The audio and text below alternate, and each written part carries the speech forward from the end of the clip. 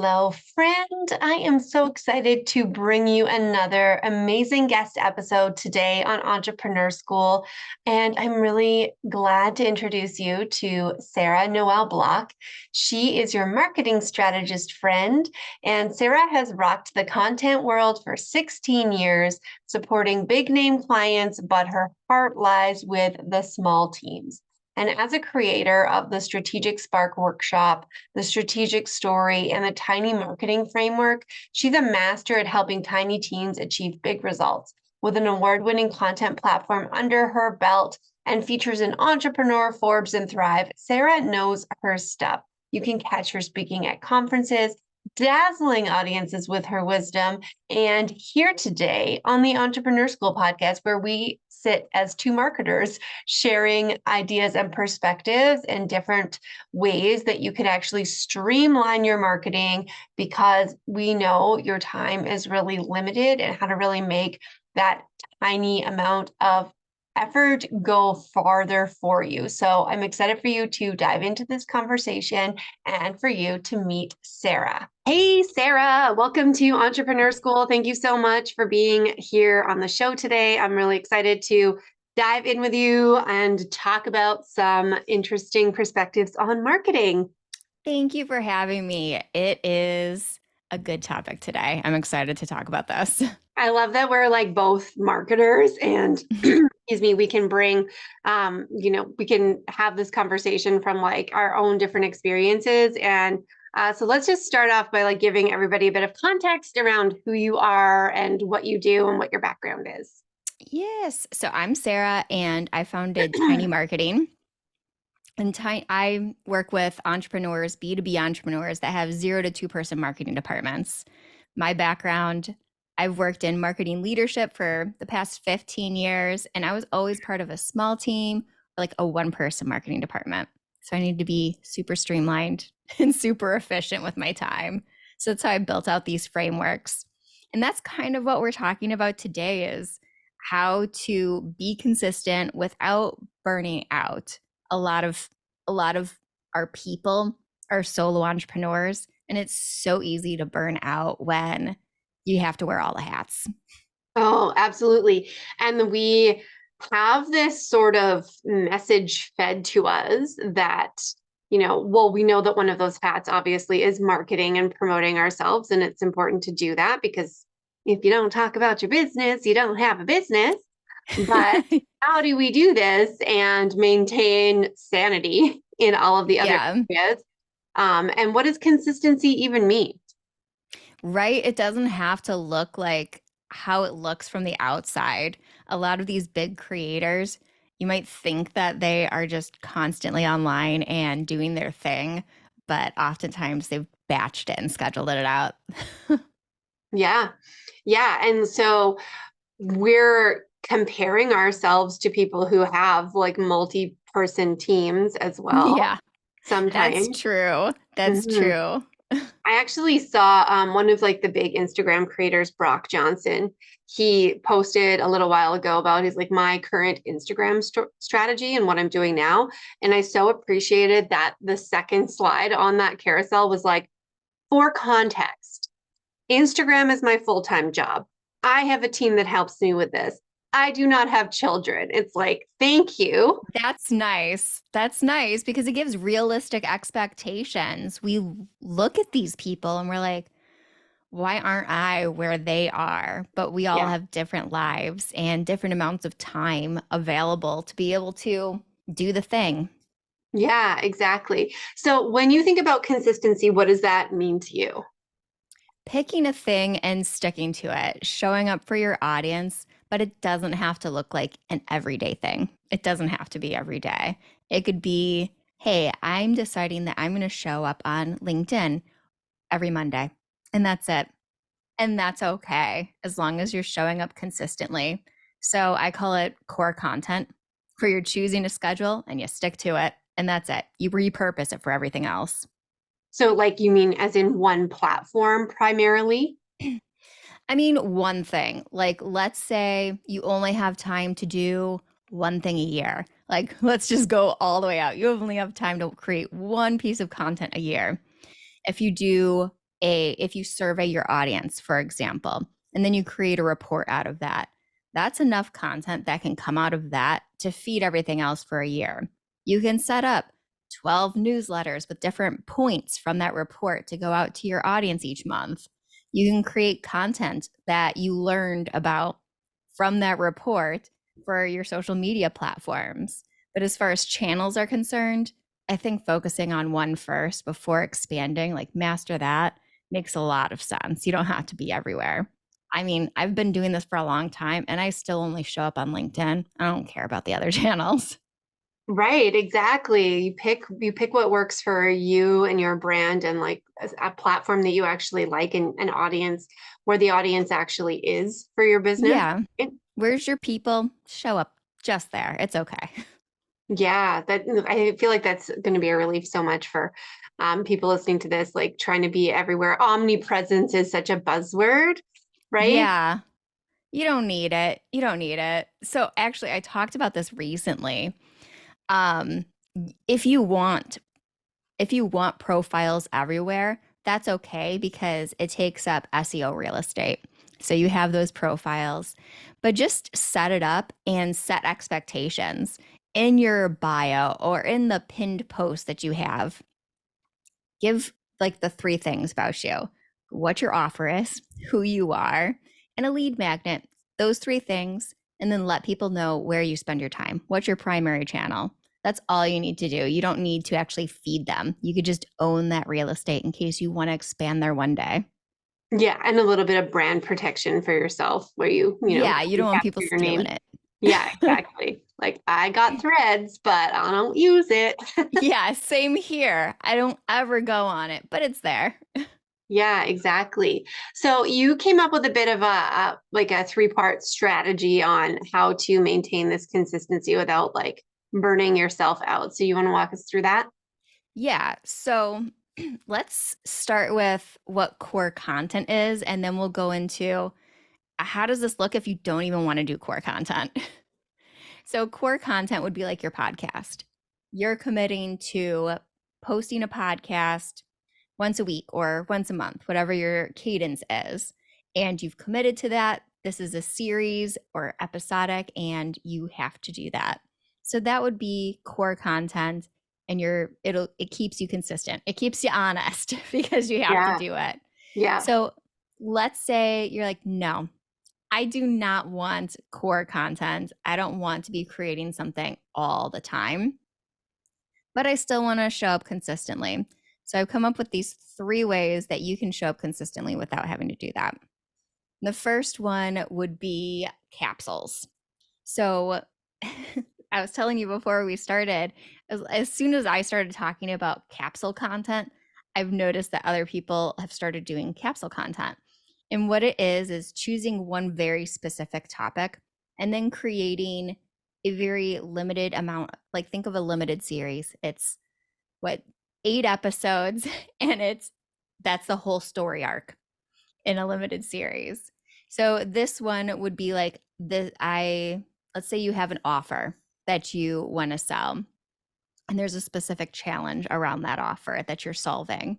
Create 6 podcast episodes, and that becomes the capsule podcast, where it's just that. And you can use that as a lead magnet if you want that a private podcast, or you can use it as a way of discovery content to bring people in. But you don't need to do it all the time. You could create these in offers. Like, this is a capsule around this topic, and this is a capsule around this topic. So you don't have to be consistent. You just batch it and do it. That's Mm. one easy way to do it. Yeah, that's interesting. And that way, like I love that too, because the more you talk about one particular thing and the multiple different ways that you talk about that one thing, you're more likely to create that full picture for somebody who's listening Yeah. to it.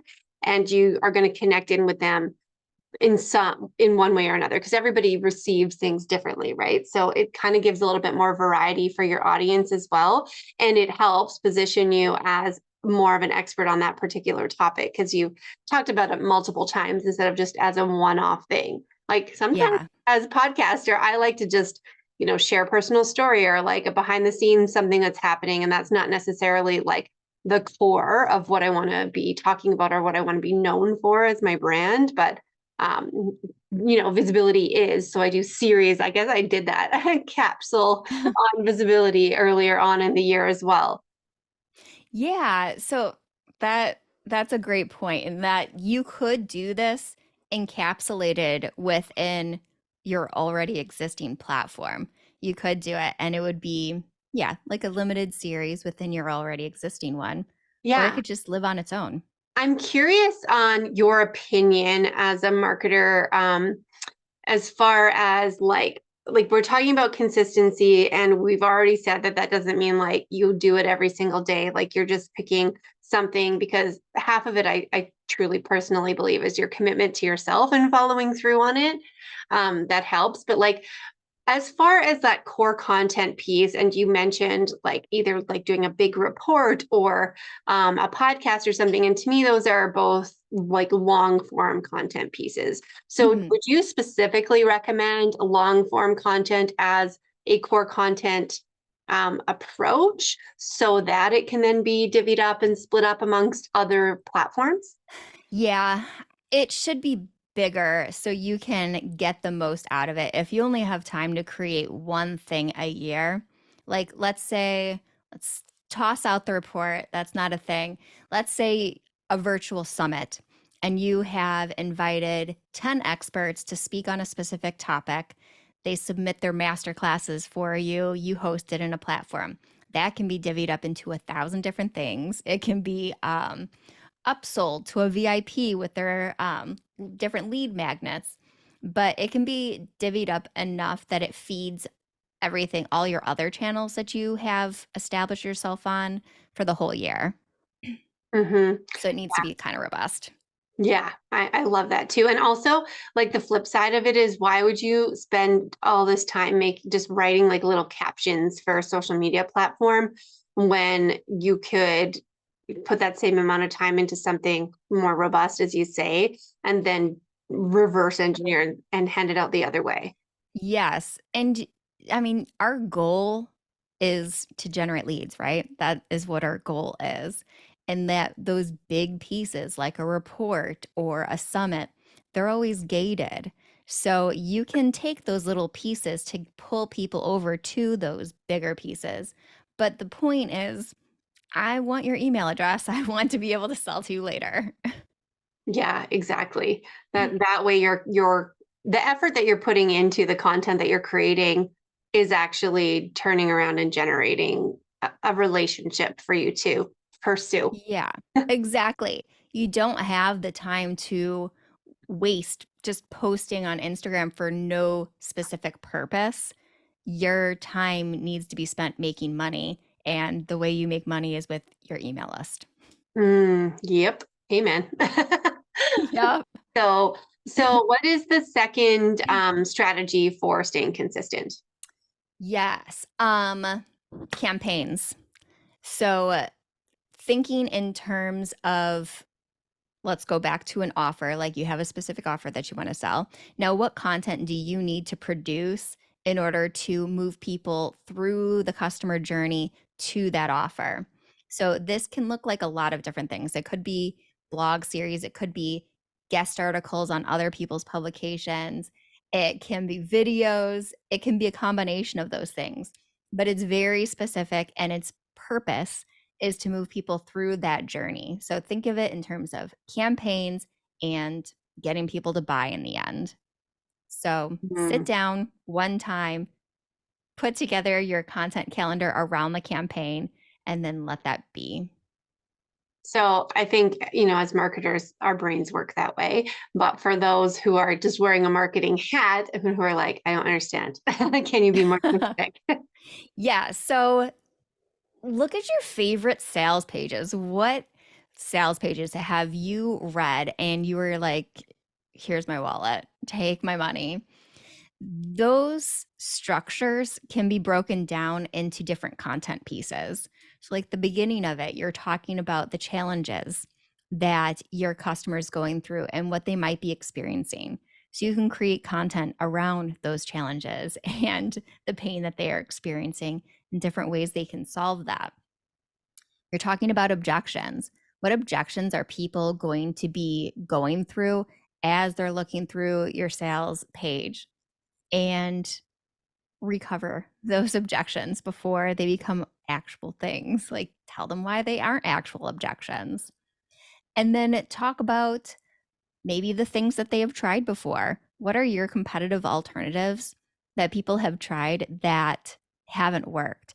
And that can easily become a video where you're looking at all of the different options to solve this problem and why they don't work. But this solution does work. So Mm, that's how you can create a campaign around it. Look at a structure of a sales page and you can create content around it. yeah. So it's like, again, like the different angles to be talking about the same thing, but with a core, one specific like call to action in mind. Yeah. Yeah. Okay. Awesome. And then what's the third? The third is batching. Mm, That if you're like heads down in client world, you don't have time to market all the time. Set aside, block off 1 week, a quarter, and batch all of your marketing. For me, I set aside Fridays. So every Friday, I put together my marketing for the next week, schedule it out so I don't have to think about it again. I yeah. was just on a podcast before this one, just happens to be a crazy meeting day. And he was asking me how much time I spend on social media because it seems like I'm there all the time. I Hmm. was like, 15 minutes a day, believe it or not, because I batch everything and then I show up for 15 minutes a day and like comment and engage with the people that I hang out with on LinkedIn. But that's it. Yeah, yeah, exactly. I love that strategy too. And also, like, and I've talked to productivity coaches and such before on the podcast who talk about just like, how your brain works differently. Like, you're either in, Yeah. a strategic mode or a creative mode, or you have to, you're shifting constantly. And the more that we can reduce the amount of time that we're shifting our brains into different types of tasks, the more effective we're going to be in each of those places. So that's why batching makes Yes. total sense. It's so much easier. And it's a lot of women who listen to this show, right? Oh yeah. I was at a mastermind retreat not that long ago, and we were talking about our creative flows, but we were talking about how our cycle affects our creativity. Yeah. And like, if you'll know what point in the month you're at your most creative. For me, it's when I'm ovulating. I'm like super creative mode, but that's a great time to create all of your content and batch it. So just like listen to your body and when your flow is there and just preemptively schedule it. Like, Yeah, like it's so true because when you try and like be like, I'm gonna do it on Thursday, and then you are like, I don't actually want to get out of my sweatpants yeah. today, and I don't feel like for me, unless like the fact that I'm wearing a blanket right now, I'm like, this is my like professional kind of like power. I like to like feel like a power woman in when I'm creating something or like working for a client or whatnot. I can't do that in my sweatpants, but there's days that you just want to be in your sweatpants. I know. And if you listen to your body, you know, like the general cycle of when you feel lazy and when you feel your most creative or your most energetic. Just pay Yeah. attention to yourself Yeah. and go with that flow. That is a great bonus point when it comes to the consistency. So for those people who are like, okay, I'm just getting started with marketing, how do I even choose like what platform or what type of strategy I should use for trying to grow an audience? What are your In recommendations? this example, have they ever worked with anyone before? Like had clients? Yeah. Yeah. Yeah, I would Okay. say like first few clients. Okay. I would say ask your favorite clients where they hang out online and then just go to that channel. That's what I do for all of my clients. I literally get on the phone with their customers and talk to them. I interview their customers and say, "Well, where do you spend your time online? What challenges are you going through?" Why do you pick them over their competitors? Find out all that information. So I'm only doing what matters. I can clone their favorite people. Hey, explain this further. You're like, this is so simple. I'm like, what do you mean you're talking to your clients' clients? Yes. So every single engagement I do this. Um, it's the first thing I do is I interview all of the internal stakeholders. That's like the very first project. And then second is I interview their favorite customers and I figure out what their customer journey was, what challenges they're going through, and what solutions they've tried in the past, where they spend their time online, what kind of content they prefer. I get all of that information and then I build their marketing strategy around that. Hmm, that is so good because it's really challenging for us as a business owner to answer those questions around Yeah. what the journey is or how, like, even if you ask the right question, like, 'cause I asked that question to my client and they can't quite figure it out either, but that's because you need to ask that client's client. Yeah, you're asking the wrong person. Mhm. I mean, I've done that too, and that's why I discovered you guys don't know. You're doing the work and not paying attention to that sales journey. So this is a little bit of a like relief moment too for those of you listening who are like, I don't really quite understand what my client journey is. Yeah, it's because it's hard to figure it out. It's challenging. Yeah. And you're not alone because no one does until you start talking to them and asking their Yeah. customers. Ooh. Ooh, that's really good. What another bonus juicy moment that we are having here. Sarah, thank you so much for being Thanks. on the show today. I want to allow you the opportunity to share with our listeners where to find you and hang out with you. I think you said LinkedIn is your favorite. Yes, that's the channel I hang out. I have the Tiny Marketing podcast if you want to listen to my sultry tones. Yeah. And you can head over to my website, sarahnoelblock.com. Did I forget my name a minute? Maybe. Um, so it'll be sarahnoelblock.com and I'll do /entrepreneur. So just your people can go there and I'll have some giveaways and goodies. Oh, goodies. Okay, fantastic. Love that. Thank you very much. Appreciate you taking the time today because I know that you are a busy entrepreneur and a mom and doing all the things and wearing all the hats just like we all are. Yep, my babes will be home in about a half hour. Yep, I hear ya. All right. We will see you next time. Thank you.